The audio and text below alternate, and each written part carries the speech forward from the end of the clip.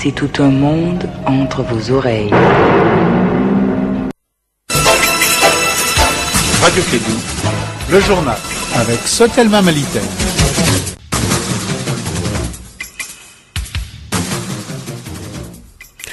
Il est 13h si vous nous rejoignez sur la 5.2. Bienvenue dans ce journal. Les titres. La marche prévue ce matin des syndicats des policiers du Mali a été annulée suite à la satisfaction de certaines de leurs doléances. La marche avait pour objectif l'octroi de nouveaux avantages à leur corporation.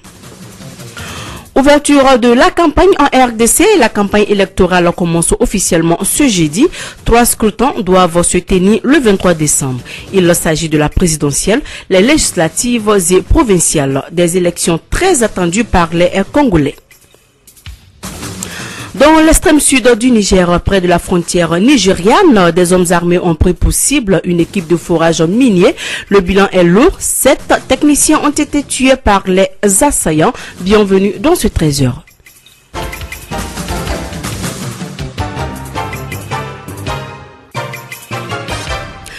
Merci de votre fidélité. Mariam Kouyaté est à la présentation. Les syndicats des policiers du Mali ont annulé leur marche de ce matin suite à la satisfaction de certaines de leurs doléances.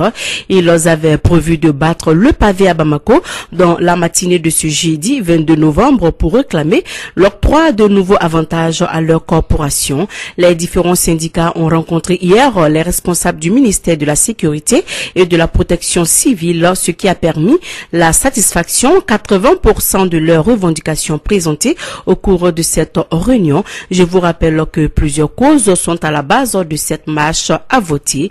Les syndicats demandent entre autres la création de postes de hauts fonctionnaires auprès des représentations diplomatiques, des départements ministériels et des gouvernorats, la réélecture du test fixant le taux et les modalités d'octroi des primes allouées aux fonctionnaires de la police nationale, le réexamen des cas des policiers radiés, entre autres. Personne ne peut entraver à la liberté d'expression, de réunir et marcher au Mali. Ces propos sont de Si Kadiatousso, présidente de l'ADEMA Association. Elle l'a dit lors de la conférence de presse animée par le FCD, COFOP et l'ADEMA Association. Nous l'écoutons. Nous avons eu donc des entretiens avec certains membres de coalition et nous avons dit, comme depuis des années, nous lançons des appels nous-mêmes pour dire que chaque fois qu'il s'agit du Mali, de l'intérêt du Mali, de l'avenir du Mali, nous devons nous mobiliser tous, quel que soit le bord politique auquel on appartient. Nous devons mettre le Mali au-dessus de tout.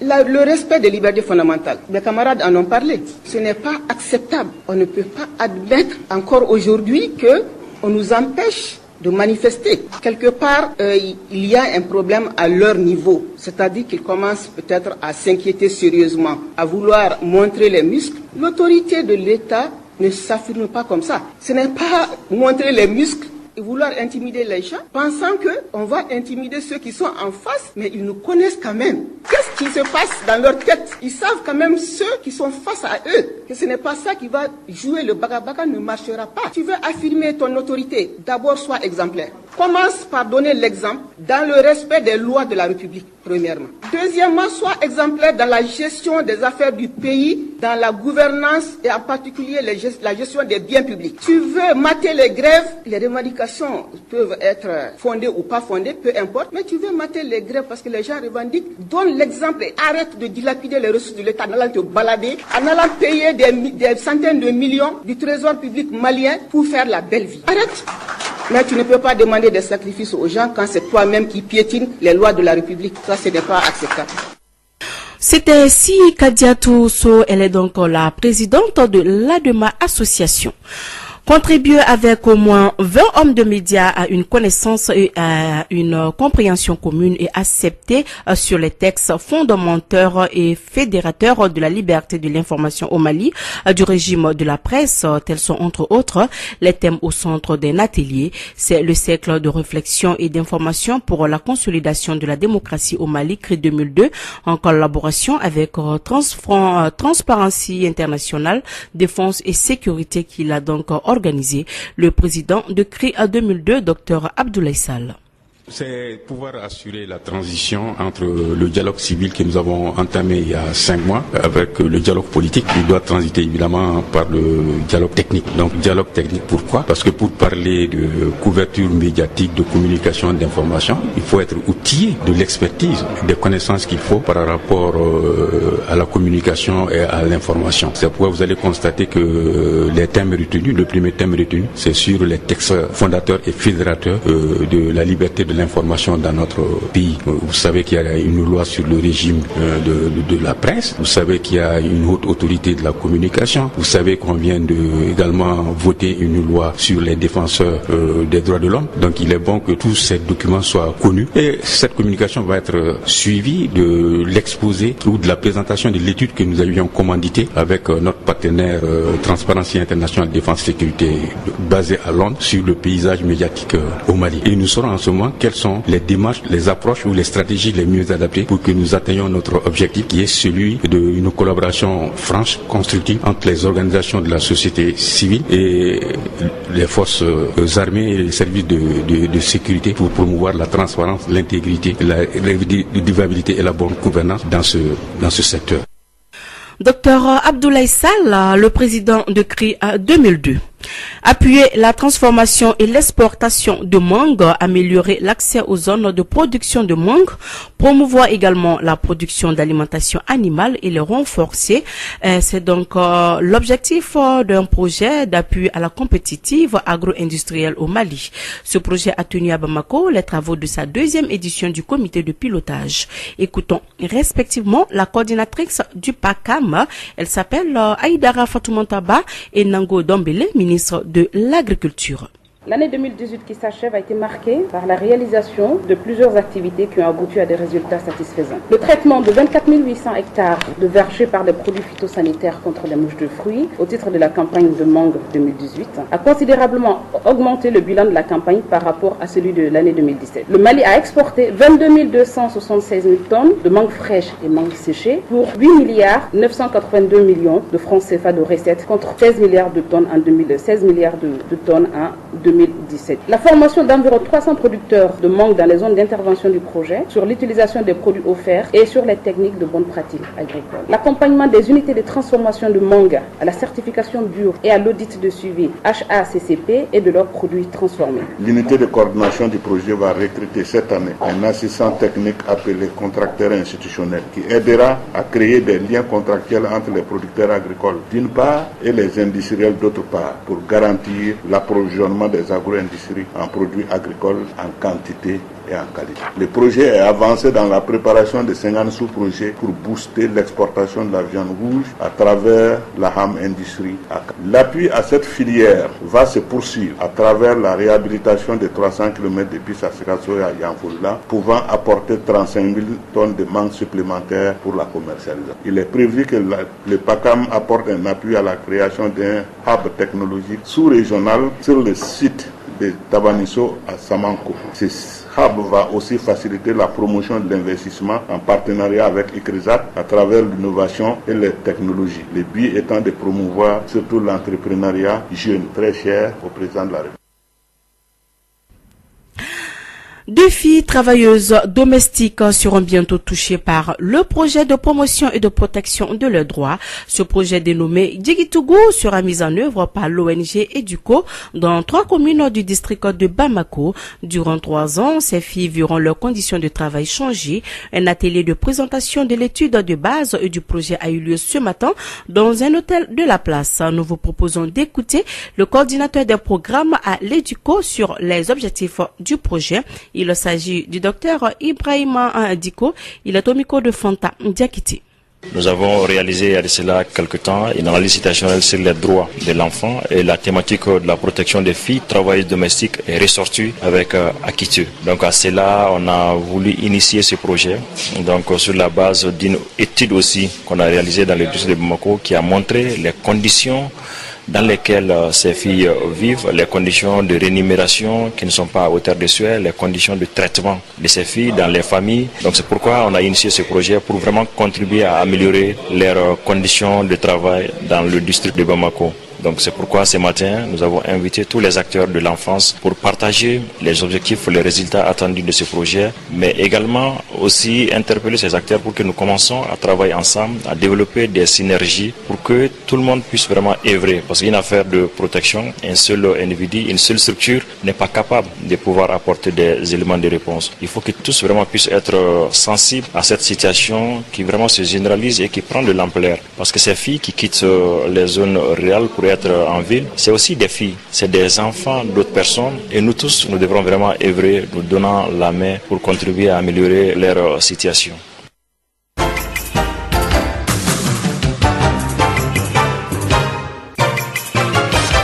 13h11 dans le studio Djelibaba Sissoko, l'actualité internationale à présent. Une attaque a eu lieu ce matin dans l'extrême sud du Niger, près de la frontière nigériane.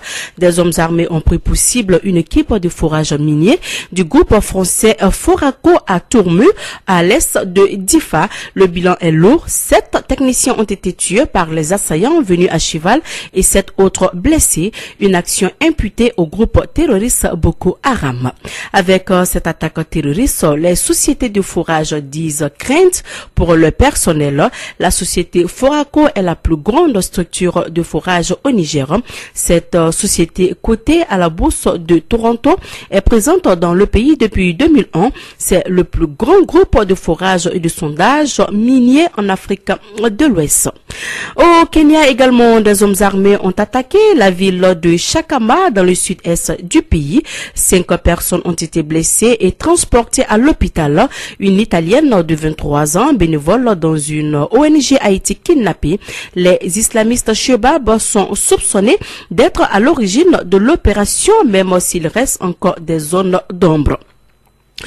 Ouverture de la campagne en RDC. La campagne électorale commence officiellement ce jeudi.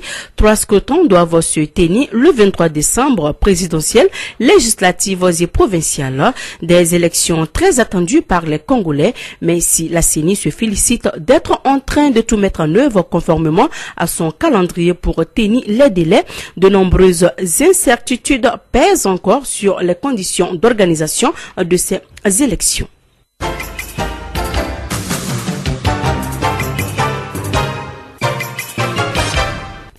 Retour chez nous pour parler culture, favoriser le talent des jeunes comédiens et à leur apprendre à jouer en groupe pour pouvoir contribuer davantage au développement social.